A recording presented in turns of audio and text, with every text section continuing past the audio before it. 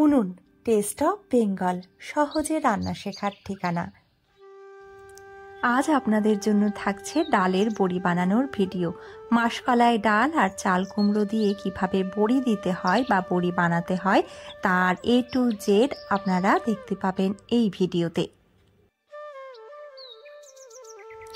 এখানে 2 কিলো মাসকলাই ডাল দুপুরে 3টে নাগাদ আমি ভিজিয়ে দিয়েছিলাম জলে, আর রাত্রিবেলা 11টা নাগাদ আমি এই ডালটা ধুয়ে নিচ্ছি। আগে দেখতাম আমার ঠাকুমা সারা রাত ডাল ভিজিয়ে রেখে সকালে ডালটা ধুতো। আমি দেখছি যে ডাল ভিজে গেছে, তাই রাত্রিবেলাতেই ধুয়ে রেখে দিচ্ছি, এতে করে সকালে আমার তাড়াহুড়োটা থাকবে না। ডাল আমরা ধুয়ে নেব, 2 হাত দিয়ে এভাবে ভালো করে কষলে নিচ্ছি, আর যতক্ষণ না ডালের খোসা বেরিয়ে যায় ততক্ষণ কিন্তু জল দিয়ে এইভাবে ধুতে থাকবো। যতটা সম্ভব খোসা বের করে নিতে হবে, খোসা থাকলে বড়ির রং কালচে হয়ে যাবে। এই ভিডিওটা বানানোর সময় শৈশবের নানান স্মৃতি চোখের সামনে ভেসে আসছে। যেমন ধরুন, আমরা এভাবে বাড়িতেই জল দিয়ে ধুয়ে নিচ্ছি ডালটা, কিন্তু মা ঠাকুমাকে দেখেছি যে তারা নদীতে বড়ির ডাল ধুতে যেত। আর এই ডালটাও আমি বাজার থেকে ভাঙানো ডাল নিয়ে এসেছি। ঠাকুমাকে আমি দেখেছি যে ঠাকুমা কিন্তু বাড়িতেই ডাল ভাঙিয়ে নিত, মাসকলাইয়ের গোটা ডাল বাড়িতে একটা চাকির সাহায্যে ভাঙিয়ে নিত। আপনারা দেখতেই পাচ্ছেন যে যতটা সম্ভব ডালের খোসা আমি বের করে নিচ্ছি, আর আমাদের ডাল ধোয়া প্রায় হয়েই এসেছে। এবারে এই ডালের কিন্তু জল ঝরিয়ে রাখবো না, পুরোপুরিভাবে ভালো করে ধোয়া হয়ে গেলে আবার জল দিয়েই রেখে দেব, মানে ডালটা যাতে শুকনো না হয়ে যায়, জলে ভেজানো অবস্থাতে সারা রাত থাকবে। ডালের বড়ি বাঙালিদের খুব প্রিয়, আর আগেকার দিনে কিন্তু শীতকালে প্রায় সব বাড়িতেই ডালের বড়ি দেওয়া হতো। এই কথা বলতে গেলেই পুরনো দিনের যে ছবিটা চোখের সামনে ভেসে উঠছে, সেটা একটা যৌথ পরিবারের ছবি, যেখানে মা, কাকিমা, জেঠিমা, পিসিমা, ঠাকুমা বা পাড়ার মহিলারা একসঙ্গে অনেকে এসে বড়ি দিতেন। এখন সেই ছবি বদলে গেছে। শহরাঞ্চলের বাড়িতে কিন্তু ডালের বড়ি দেওয়ার প্রথা একদমই নেই বলতে গেলে, আর গ্রাম বাংলাতেও সেই ছবি অনেকটা বদলে গেছে। গ্রাম বাংলার বাড়িগুলোতেও বড়ি দেওয়ার চল এখন আগের মতো নেই। পরদিন সকালে আমি এই ডালটা বেটে নিচ্ছি। ডাল বাটার সময় কিন্তু কোনো জল দেব না, তাই আমি প্রথমে একটা ছাঁকনিতে বা এভাবে একটা চালনির সাহায্যে জলটা ছেঁকে নিচ্ছি। যেহেতু বাজারে বড়ি কিনতে পাওয়া যায় এবং বড়ি দেওয়া সত্যিই খুব কষ্টের এবং অনেক খাটনি পরিশ্রম হয়ে যায়, তাই বড়ি দেওয়াটা অনেকেই অ্যাভয়েড করে থাকেন। আমি তাদেরকে দেখাচ্ছি যে খুব সহজে কিন্তু বাড়িতেও বড়ি দেওয়া যায়, আর বাজারের বড়ির সঙ্গে কিন্তু বাড়ির বড়ির স্বাদের অনেক পার্থক্য থাকে। ডালের বড়ি দেওয়ার জন্য আগেকার দিনে কিন্তু শিলনোড়ায় ডাল বাটা হতো, কিন্তু এখন যন্ত্রপাতির সাহায্যে আমরা তো আমাদের কাজ অনেক সহজ করে নিয়েছি, তাই মিক্সির মেশিনে আমি ডাল বেটে নিচ্ছি। আর ডাল বাটার সময় প্রথমেই দেখিয়েছি যে জল ঝরিয়ে নিয়েছি, তবে যদি মনে হয় যে ডালটা খুব আঠালো ভাব, তবে সামান্য মানে কয়েক ফোঁটা জল ছড়িয়ে দিতে পারেন। বেশি জল দিলে কিন্তু ডালটা পাতলা হয়ে যাবে, আর ডাল পাতলা হয়ে গেলে বড়িটা ভালো হবে না। আপনারা দেখুন যে ডালটা কীরকম আছে। একটা জিনিস খেয়াল রাখতে হবে যে মিক্সির জারটা যেন বেশিক্ষণ ঘোরানো না হয়ে যায়, কারণ ডালটা আমরা একেবারে মিহি করব না। মিহি হয়ে গেলে কিন্তু বড়ি ভালো হবে না, আর বড়ি তোলার সময় ভেঙে যাবে। মোটামুটি 3 ভাগ মিহি করব, আর 1 ভাগ দানা দানা থাকবে, অর্থাৎ ডাল পুরোপুরি গলে যাবে না, ডালটা অল্প অল্প দানা দানা ভাব থাকবে। আমি পায়েল সরকার, উনুন টেস্ট অফ বেঙ্গলে সবসময়ই চেষ্টা করি যে আপনাদের কাছে খুব সহজে বিভিন্ন ধরনের রান্না বা রান্নার পদ্ধতি তুলে ধরে দেখানোর। আজকে ডালের বড়ি দেওয়ার পদ্ধতিটাও তাই আপনাদের কাছে আমি দেখানোর চেষ্টা করছি যে কত সহজে বাড়িতে বসে পুরনো দিনের স্বাদ আপনারা ফিরিয়ে আনতে পারেন।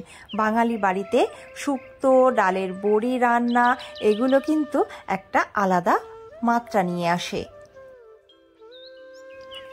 আপনারা দেখতেই পেলেন যে ডালটা কোন পর্যায়ে রেখেছি। ডালটা কিন্তু একেবারে মিহি হয়ে যায়নি, তরল হয়ে যায়নি, একটু আঠালো আঠালো ভাবই ছিল। আর ওইভাবে আমি পুরো ডালটাই বেটে নিয়েছি। এবারে চাল কুমড়োটা কেটে নিচ্ছি। এখানে একটা বড় সাইজের চাল কুমড়ো আমরা নিয়েছি, মানে পাকা চাল কুমড়ো। এই চাল কুমড়োটার পুরোটা আমরা দেব না, এখান থেকে 3 ভাগ কুমড়ো আমি বড়ির জন্য নেব। আর এর জন্য চাল কুমড়োটা আমরা কেটে নিচ্ছি। খোসাটাকে অতি অবশ্যই ছাড়িয়ে নিতে হবে। তারপরে আপনারা দেখতেই পাবেন ভিডিওতে যে কিভাবে কি করছি। বড়ি দিতে গেলে কিন্তু একা দেওয়াটা একটু মুশকিল হয়, সাথে 1-2জন সঙ্গী হলে খুব ভালো হয়। শুধু খোসা নয়, চাল কুমড়োর বীজগুলোও কিন্তু এইভাবে ছাড়িয়ে ফেলতে হবে। আমি বর্তমানে কলকাতায় থাকি। আমার জন্ম এবং বড় হয়ে ওঠা মালদা শহর অঞ্চলে আমার বেড়ে ওঠা। আমি কোনোদিন রান্নার ধারে কাজ দিয়েও যেতাম না, কিন্তু আমি ছোটবেলায় দেখেছি মা, ঠাকুমা, পিসি, কাকিমা, জেঠিমাদের তারা কিভাবে বড়ি দিত। আর যত শহরাঞ্চলে জীবনযাত্রা আমাদের বাড়ছে, তত যেন সেই স্মৃতিগুলোকে বেশি করে মিস করি। একেই হয়তো বলে শিকড়ের টান। গ্রাম বাংলার পরিবেশ আমার খুব ভালো লাগে। আর শহরাঞ্চলে বসবাস করার পরেও যতটা সম্ভব বাড়ির অন্দরমহলের চিত্রটা আমি যতখানি পারি গ্রাম বাংলার মতোই সাজিয়ে রাখার চেষ্টা করি। কুমড়োর খোসা আর বীজ ছাড়ানোর পর কুমড়োগুলো আমি এইভাবে কেটে নিচ্ছি। জানেন তো, রান্না কিন্তু একটা শিল্প। আর যারা রান্নাটাকে খুব ভালোবেসে করেন বা রান্না করে অন্যদের খাওয়াতে ভালোবাসেন, তারাই একমাত্র জানেন যে রান্না করে কতটা আনন্দ পাওয়া যায়। অনেককেই বলতে শুনেছি যে কি হবে, হাতা খুন্তি ছেড়ে এবার এই কাজ করুন, একবার সেই কাজ করুন। যদিও এসব বলার কিছু সঙ্গত কারণ থাকে, তবুও আমার এই কথাগুলো ভালো লাগে না, মানে সব ক্ষেত্রে কথাগুলো কিন্তু খাটে না। আবার অনেকেই কিন্তু বলে থাকে, যেমন ধরুন আমি অনেক ক্ষেত্রে এই কথাগুলো শুনেছি যে এত পড়াশুনো করে কি হবে, সে তো হাতা খুন্তি একদিন ধরতেই হবে। এই কথাগুলো শুনতে সত্যিই খুব বিরক্ত লাগে। একটা সময় ছিল যখন আমি সত্যি রান্নার কিচ্ছু জানতাম না বা ধারে কাজ দিয়ে যেতাম না, কিন্তু সময়ের সাথে বা পরিস্থিতি অনুযায়ী যখন আমি রান্না করতে শিখেছি, তখন দেখেছি এটা করতে আমার খুবই ভালো লাগে। আর রান্না করে খাওয়াতে আমি ভীষণ পছন্দ করি। তাই বিভিন্ন ধরনের রান্না বা রান্নার ভিডিও আপনাদের কাছে কিন্তু আমি শেয়ার করে নিই। দেখুন, কুমড়োটা কাটার পর কিন্তু আমি এটারও একটা পেস্ট করে নিয়েছি বা কুমড়োটা বেটে নিয়েছি। আর খুব সহজভাবে সব কাজ করছি, তাই শিলনোড়ার ব্যবহার আজকে করিনি, কারণ এতে অনেকখানি পরিশ্রম হতো। মিক্সি ব্যবহার করাতে পরিশ্রম অনেকটাই কমে গেছে। কুমড়োটা আমি জল দিয়ে ধুয়ে নিলাম প্রায় 5-6 বার। আর সব শেষে এভাবে একটা সাদা সুতির কাপড়ে কুমড়োটা ছেঁকে নিচ্ছি।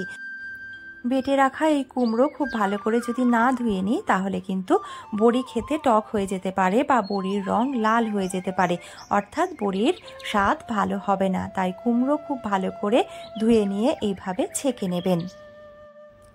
যারা আপনারা ভিডিওটা দেখছেন, মানে নতুন দেখছেন, এখনও উনুন টেস্ট অফ বেঙ্গলকে সাবস্ক্রাইব করেননি, তাদের বলবো চ্যানেলটা অতি অবশ্যই সাবস্ক্রাইব করে বেল আইকনে গিয়ে অল নোটিফিকেশানটা অন করে দেবেন।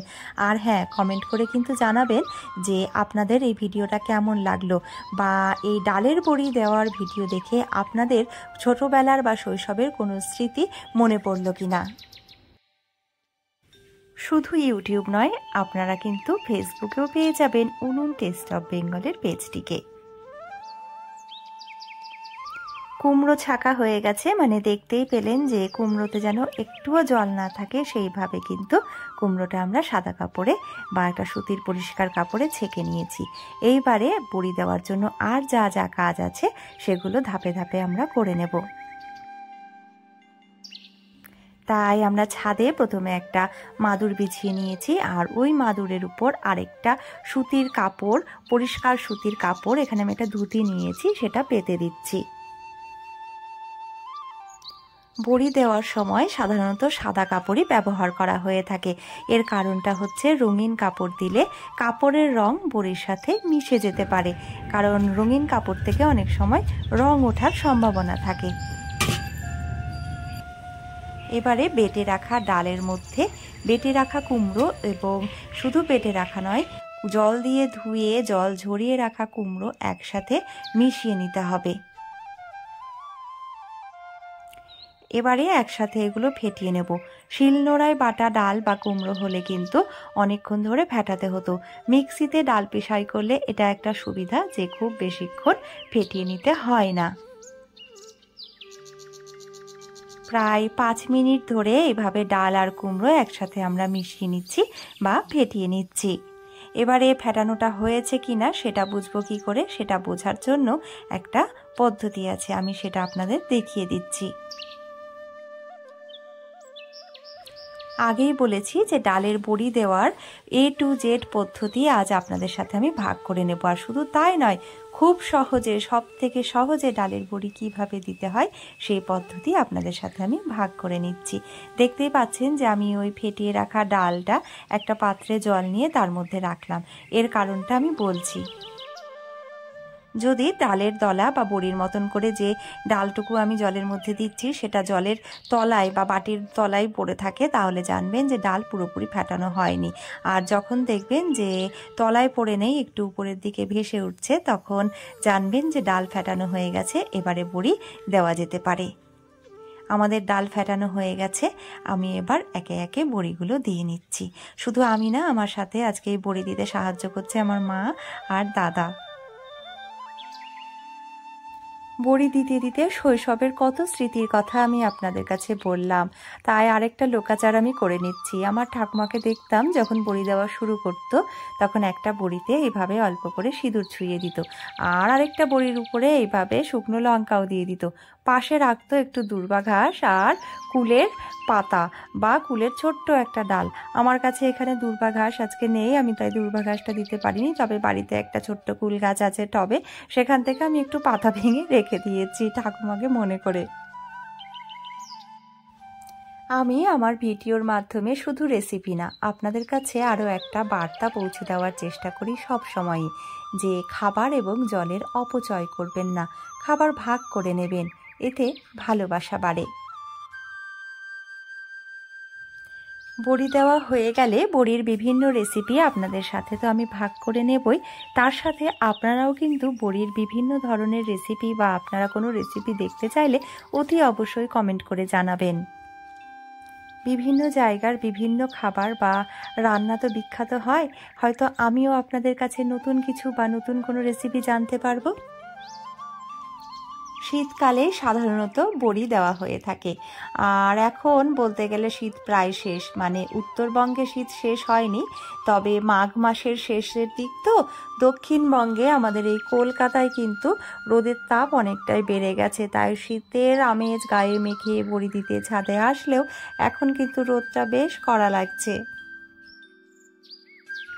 বড়ি ভালোভাবে শুকোতে কিন্তু মোটামুটি 2.5 থেকে 3 দিন সময় লাগে, তবে এখানে যেহেতু শীত কমে গেছে, অর্থাৎ রোদের তাপটা অনেকটাই বেড়ে গেছে, তাতে মনে হচ্ছে 1.5 দিনের মাথাতেই আমরা বড়িগুলো তুলে নিতে পারবো। ডালটা মুঠোর মধ্যে নিয়ে কিভাবে বড়ি দিচ্ছি সেটা এতক্ষণে ভিডিও দেখে আপনারা বুঝতে পেরেই গেছেন।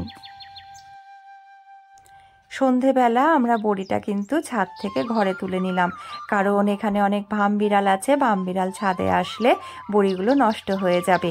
ঘরে বড়ি তোলার পর কিন্তু যেটা করেছি, সারা রাত ফ্যান চালিয়ে রেখেছিলাম, আবার পরের দিন সকালবেলা আমরা ছাদে এসে বড়িগুলো রোদে দিয়ে দিলাম। বড়ির সাইজ আপনি আপনার পছন্দ মতন ছোট বড় করে নিতেই পারেন, আমি এখানে মাঝারি সাইজের বড়ি দিয়েছি। এই পাশ থেকে রোদও তো আসছে, রোদ হাওয়া দুটোই পাবে পেছন সাইডটা।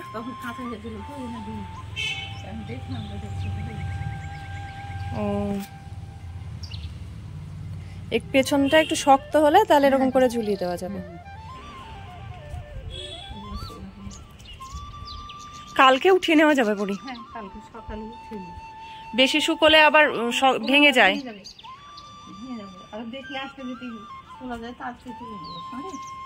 ঠিক আছে।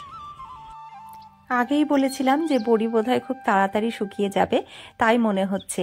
মোটামুটি দুপুরের পরে আমরা বড়িটাকে এভাবে কিন্তু একটা তারে ঝুলিয়ে দিলাম, এতে করে কি হবে, বড়ির উল্টো পাশেও তাপ আসবে এবং হাওয়া যাবে, তাতে করে বড়িটা আরও ভালোভাবে শুকিয়ে যাবে। একইভাবে সন্ধেবেলায় আমরা বড়ি ঘরে তুলে নেব এবং পরের দিন সকালে আবার রোদে দেব। ব্যাস 1.5 দিনের মাথাতেই কিন্তু আমাদের বড়ি পুরোপুরি শুকিয়ে যাবে। এটা আমি আগে যেমন বলেছি আজকে আরও নিশ্চিতভাবে সেটা বলতে পারছি। পুরোপুরি বড়ি শুকিয়ে গেছে, এবারে তুলে নিচ্ছি। বড়ি তোলার সময় একদম তাড়াহুড়ো করবেন না, এতে করে বড়ি ভেঙে যেতে পারে। এইভাবে বড়ির তলায় হাত দিয়ে আস্তে আস্তে করে তুলে নেবেন। কৌটোয় রেখে দিয়ে মাঝে মধ্যে রোদে দেবেন, এতে করে সারা বছর সংরক্ষণ করতে পারবেন বড়ি।